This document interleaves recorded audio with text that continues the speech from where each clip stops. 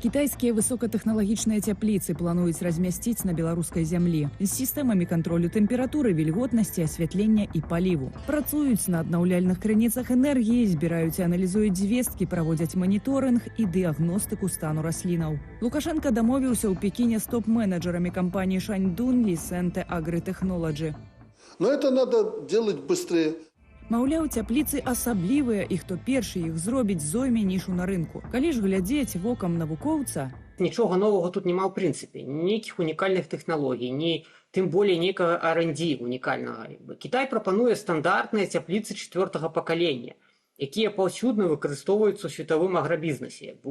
Польскія фермеры іх выкарыстоўваюць. Беларускі узурпатар казаў пра ўзаемавыгадную супрацу і партнёрства. Кітайскі бок пра камерцыйныя і стратэгічныя выгады. Свае цяпліцы яны ўжо збудавалі ў 40 краінах свету. Таму ў лік першых Лукашенка не трапіў. Кітай будзе выступаць як донар грошай і тэхналогій, а Беларусь гэта будзе лагістычная пляцоўка для рынку СНД, пастаўшчык вельмі таннай працоўнай сілы і, метафарычна кажучы, такі палітычна абсалютна лаяльны жабрак з працягнутай рукой. Рука гэта працягнецца, дарэчы, да чаго? Да тэхналагічнага мейнстрыма Кітая і да атрымання легітымнасці праз значнага геапалітычнага гульца. Высветлілася, што цяплічны бізнес Лукашенко аддае цяплічным бізнесоўцам, сваім сябрукам Дмітрыю Баскаву, які ачоліць вырошчванне кветак, і Сергею Цяцерыну, які зоймецца гароднінай. Дмітрый Баскаў – чалец Савету Рэспублікі, які прыйшоў са спорту ў палітыку і бізнес у перыяд пратэстаў 2020-го. У будаванні ён мае кампанію «Реторсія Трейд» і пакет акцыяў менскай будаўнічай кампаніі «Дач Стар». Зарабляе на адзенне бренду «Лепшы». Атрымаў долю ў кітайскім акумулятарным заводзе iPower, шкоднай вытворчасці свінцова-кіслотных акумулятарных батарэяў, супраць якой пратэставалі берасцейцы. Адзін з лідараў пратэстаў, Александр Кабанаў, кажа, працаўнікі маюць клопаты са здароўем і звальняюцца з заводу. Але ж зараз на гэта ўсё заплюшуюць вочы, таму што все ведаюць тут такі Баскаў, што яго асабістыя там адносіны з Лукашенка, яны як зараз вышэй за любы закон. Адносіны з Цяцерынам яшчэ бліжэйшыя. Пры Лукашэнку ён з 90-х гадоў. Быў намеснікам міністра спорту і турызму, потым асабістым памочнікам дыктатара, ягоным трэнерам у тэнісе і масажыстам.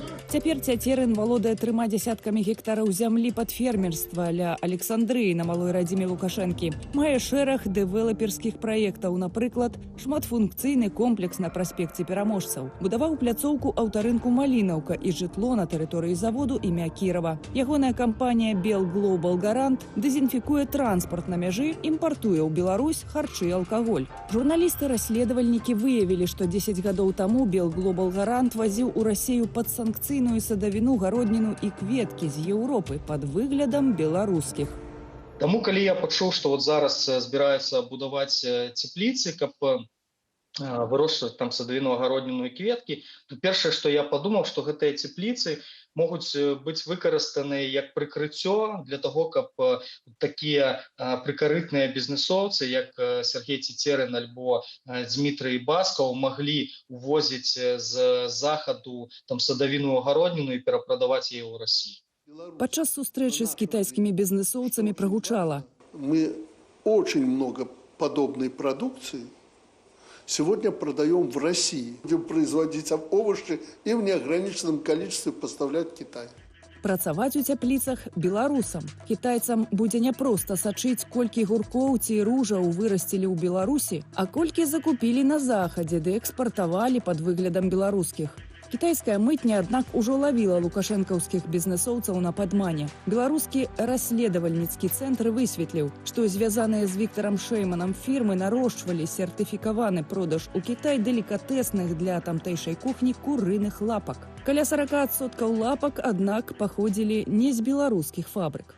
Калі курыныя лапкі з Беларусі занялі 11% ад агульнага імпарту гэтага тавару ў гіганцкі Кітай, сябры ў Пекіне прызадумаліся. З Паднябеснай Беларусь накіроўваюцца кантралёры. У выніку пацярпелі беларускія птушкафабрыкі. Ужо 8 месяцаў на паўзе увесь экспарт птушынага мяса з Беларусі ў Кітай. Возячы кветкі і садавіну, гародніну ў Расіі 10 гадоў таму Сергей Цяцерын карыстаўся падобную схемай рээкспарту.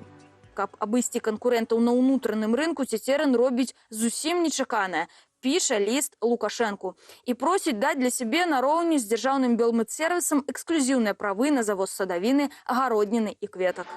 Цяпер жа ён карыстаецца эксклюзіўнымі умовамі на завоз у Беларусь праз лагістычную кампанію «Усход» далікатэсаў і напояў з захаду, што трапілі пад беларускія контрсанкцыі ў 2021 годзе. Зараз усе гэтыя пастаўкі ідуць праз адзін канал, праз кампанію Сергея Цецерына. То бок ён фактычна монополіст по пастаўках розных там ласункаў, піва і гэтак далей. Падобна і кітайскі цяплічны праект напісаны не пад бюджэт, а пад абагачэнне бізнэсоўцаў блізкіх да цела. Дамовы на будаванне плануюць падпісаць у верасні, першыя комплексы хочуць узвесці на Віцебшчыне. Юлія Цельпук, Белсат.